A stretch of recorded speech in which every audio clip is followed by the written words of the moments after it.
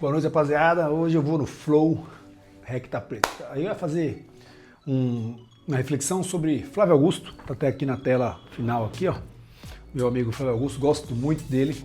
Ele é dono da WhatsApp e ele tem uma escola de inglês, né? Como vocês, quem conhece esse tipo de empresário focado em crescimento deve saber, a pessoa é extraordinária. Sou extremamente apaixonado pela história do Flávio, mas eu mudei quando eu comecei a perceber que eu precisava falar de um outro assunto. O que ninguém te conta sobre os cursos de inglês no Brasil. Por que o Flávio fez tanto sucesso vendendo cursos de inglês? Como é que era a escola dele? O que tinha de diferente? Bom, eu sempre sonhei em falar inglês.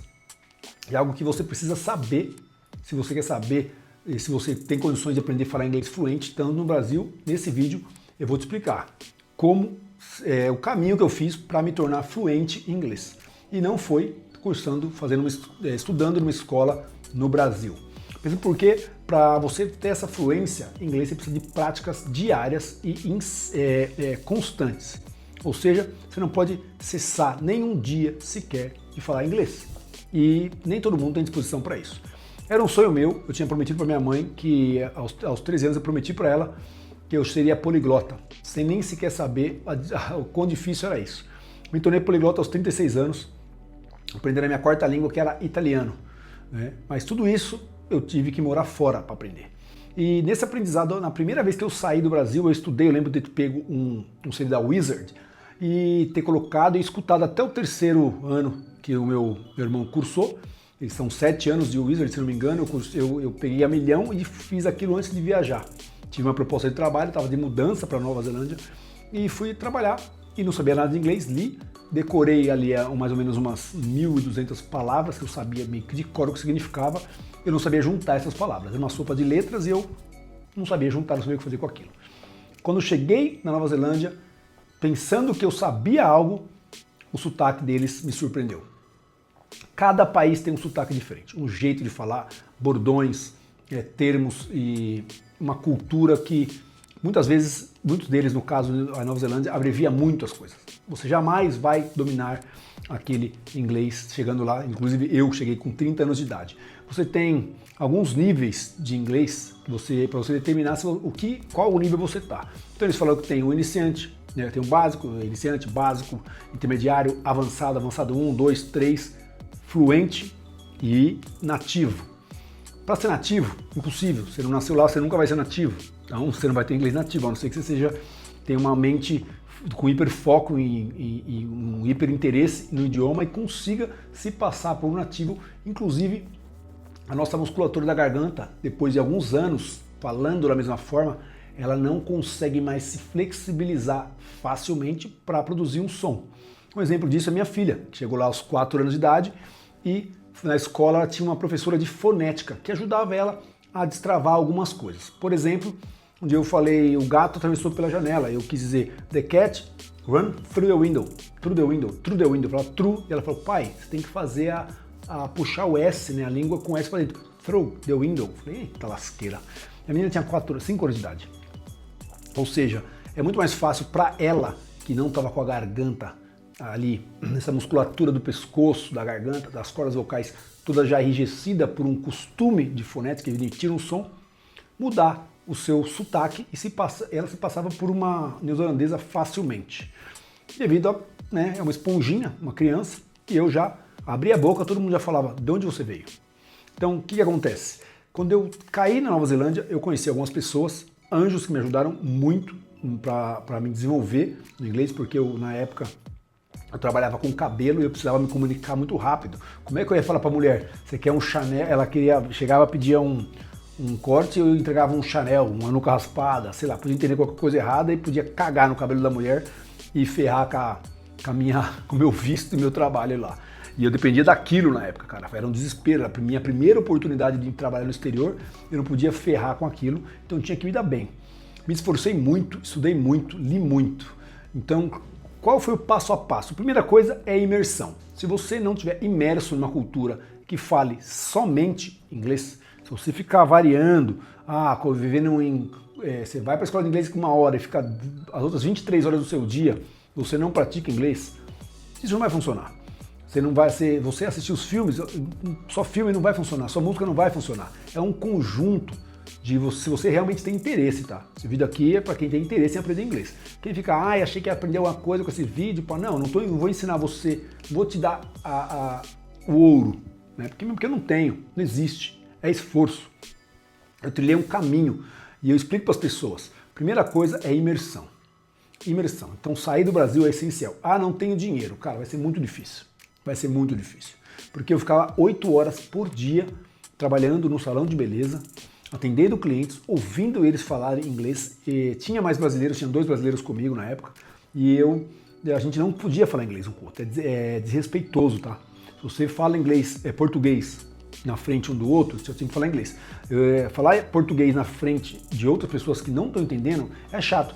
Sabe quando você vai na 25 de março, aqui em São Paulo, né? Quem tá vendo esse vídeo de São Paulo, você vai 25 de março, os chineses ficam ali conversando em chinês, você pensa, vocês estão me xingando. Estão me xingando. Então, é bom que você saiba algumas coisas em mandarim para não passar por isso. A primeira coisa que a gente aprende numa língua estrangeira é o quê? Sacanagem e palavrão, né? Óbvio. E aí, aquilo é ensinado. Então, aprendi algumas palavras, sabia muitas palavras, não sabia juntar na gramática. Então, a minha primeira coisa que eu fiz foi me expor, estar dentro do salão, trabalhando. Enquanto isso, em casa, eu assistia tudo que passava na TV com legenda em inglês. E aí eu comecei a ter percepção de fonética, o que fala e como escreve o que se fala. Eu lembro que a primeira palavra que eu vi era enough, basta. Eu pensava que era enough com F, no final é GH. E eu falei, mas não faz nenhum sentido. E realmente você tem que apagar da sua mente tudo o que você sabe de uma língua portuguesa, espanhol, francês ou italiano. Não tem nada a ver. Então é apagar e falar, vou aprender outra coisa aqui do zero, outra forma de me comunicar. Então, o que as escolas fazem? Elas pegam as pessoas, né? Eu vou falar o que me falaram, né? Porque o que eu estudei através do CD, porque eu nunca fui para uma escola de inglês. Então, normalmente, você vai lá, vocês entram numa sala e eles davam, no meu tempo, sugeria que era verbo to be e falava um monte de coisa e entupia vocês de gramática e a gente não aprendia nada. Então, vamos lá, voltando ao passado, como que uma criança aprende a falar? Simplesmente apontando as coisas e repetindo aquilo constantemente. Carro, carro, carro, brum, brum, moto, moto, carro, gato, gato, miau, miau. E aí, esse processo de repetição você decora palavras. Então você primeiro na sua mente você tem que decorar um bloco de palavras para falar inglês de 1.200 até 3.000 palavras. Quanto mais palavras, melhor. Porém, você só sabe palavras, aí você não sabe montar as frases. Faltam o quê? Preposições, tempos verbais, artigos e por aí vai. Então, nesse momento, quando eu estava lá, sabia todas as palavras, eu me importava em tentar aprender a conectar essas palavras, para não falar como um índio. Eu querer comer, eu gostar de você, eu gostar de você, eu querer sair, sabe? Esse tipo de comunicação travada como um robô. E eu lembro que eu um amigo meu falou, cara, começa lendo as headlines dos jornais, as linhas principais, o cabeçalho da manchete. Lê todas elas, porque dentro do cabeçalho da manchete do jornal existe uma comunicação simples e direta. Basicamente a matéria é resumida em 2 linhas. Então você vai ler a notícia que está lá e vai tentar buscar traduzir no primeiro modo. Como que eu não conseguia traduzir para o português, porque não tinha ninguém ao meu redor ali para eu consultar, eu perguntava what it means, o que isso significa, né? Essa palavra, e a pessoa me explicava aquilo em inglês de uma forma mais fácil, colocava uns sinônimos, e aí eu criava um contexto e decorava tanto aquela quanto outros sinônimos. Então já tinha uma vantagem a mais.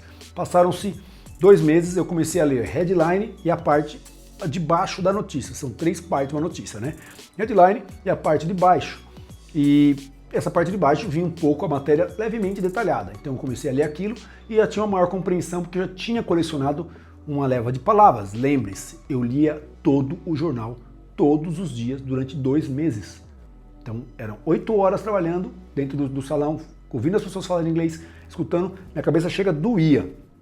Mas eu realmente queria aquilo.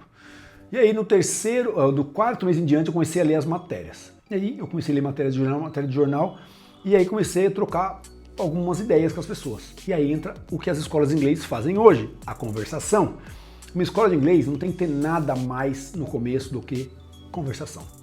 Você não tem que anotar nada, não tem que escrever nada, é conversa. Tentar conversar, se comunicar, parecer uns tontos lá e vergonha, mas não tem outro jeito. É assim que uma criança aprende. Você chega, a criança ela escuta, uma hora ela solta uma frase, e você fala, caraca, ela já aprendeu isso? E é assim que as crianças aprendem. É assim que se aprende inglês. E nessa que eu já estava lendo as matérias, tudo, eu comecei a assistir filmes que eu já conhecia, tá? Uma dica muito boa essa. Filmes e séries que você conhece, que você ama, que sabe aquela série que você quer assistir de novo? Esse tipo de filme, esse tipo de série, coloque ele em inglês, com a legenda em inglês. Caso você queira começar, não sei nada, coloque ela em inglês, legenda em português. Assiste ela, sabe todo o contexto, todas as falas, coloca só em inglês com legenda em inglês. Assiste até cansar. Cansou? Tira a legenda e tenta entender o filme só com o ouvido. Porque a nossa comunicação do cérebro ela é 70% não verbal. Tá vendo tudo isso que eu estou fazendo com a mão, explicando, fazendo isso aqui? Isso é uma linguagem não verbal. Você está me olhando, você está vendo eu falar com você, é uma linguagem não verbal. Você está me escutando, é uma linguagem verbal. Então, você capta mais coisas com tudo isso aqui que eu estou fazendo do que somente com isso aqui. Se eu ficar aqui parado, ó, pode falar inglês, para aprender a falar inglês você precisa, é chato, é boring, é tedioso. Então você não tem uma sinapse neural de imaginar os gestos que eu estou fazendo. Então, quando você vê um filme e você escuta, você está assistindo ali, você tem todas as linguagens. Só que você tirou uma delas, que é a linguagem visual da escrita, né? Você tirou a escrita. Então você está só com sensoriais ali ligados. E isso te ajuda a aguçar a audição. E aí, por último, eu recomendo música. Por que por último? Porque a música ela tem um negócio que chama licença poética. A licença poética permite os songwriters, a galera aqui, os compositores, que eles errem de propósito porque querem para rimar, cortem tempos verbais. Bom, então, quer dizer, você tem a linguagem, a música tem a licença poética dela, que é um problema. A licença poética pode te levar a cometer erros. Um exemplo, no Brasil, de licença poética. Você vai falar tchau pro seu amigo, fala, até amanhã. Aí o cara falou, gosto de você pra caramba. O que é isso, cara? Tamo junto, é nóis. Você escreve no WhatsApp, é nóis. Isso que você faz, escrever, é nóis. Tá errado, mas se você não escreve, opa, estamos juntos, somos nós. Não vai fazer isso, que não... Você vai parecer o tiozão do pavê, tá ligado? Então você não vai fazer uma coisa dessa. Então, o que não te contam sobre inglês é que para aprender inglês você precisa de imersão. Para aprender inglês você precisa de dedicação, muita dedicação. Se você sentar na escola, a escola fala assim, ó, você vai precisar se dedicar muito, tá? É muito trabalhoso. Você já vai embora na hora. Então os caras falam, não, é fácil, nosso método aqui é tranquilo. E eu não quero com esse vídeo depreciar escolas de inglês, não. Não, nada disso. Na verdade é para que você, quando vá entrar numa escola de inglês, já saiba que não depende só da escola. A escola não faz milagre, ela tem um método, mas você precisa associar esse método com outras práticas, como o que eu disse agora. Tentar ler bastante, assistir bastante filmes que você gosta com as legendas, tudo, o seu celular, passa para o inglês. Começa a acessar ele em inglês. Seu computador, passa para o inglês. Tudo isso que você fizer vai ajudar no processo de aprendizagem, porque você vai estar se expondo e imergindo, realmente estar lá imerso na cultura.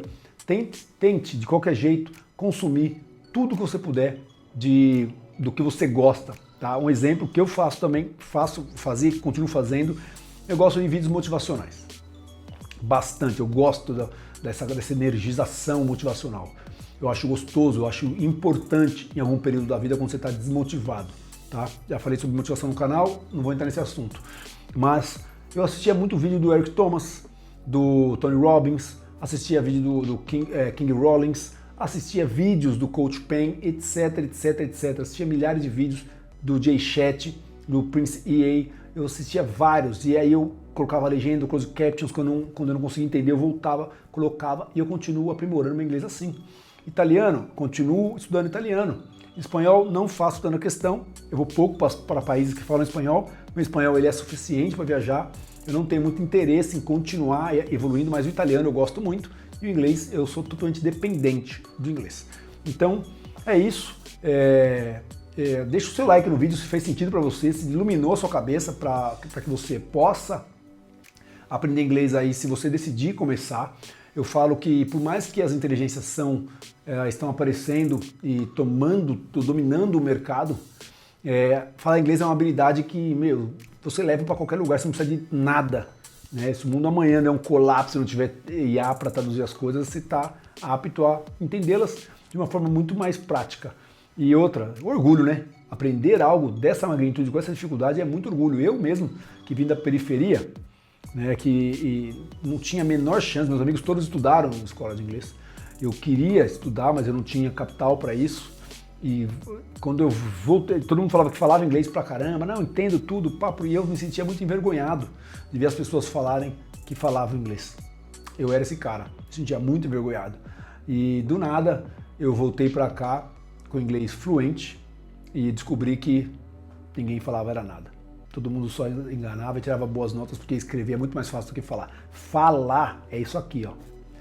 Talking, speaking is this. Isso é falar inglês, né? Você conversar. Não, eu entendo inglês, tá ótimo. Entender é muito mais fácil do que falar. Falar depende de treino, prática e também passar algumas boas vergonhas. Você vai errar muito se você quiser falar inglês. Você não pode ter vergonha do julgamento alheio, assim como você não pode ter medo de errar. Então, se você gostou desse vídeo, deixe seu like, se inscreve no canal. São várias reflexões que eu posto aqui. É um canal solto, livre e independente por enquanto. E, cara, nunca se esqueça de que a vida é um sopro. Te vejo no próximo vídeo. Bye, bye.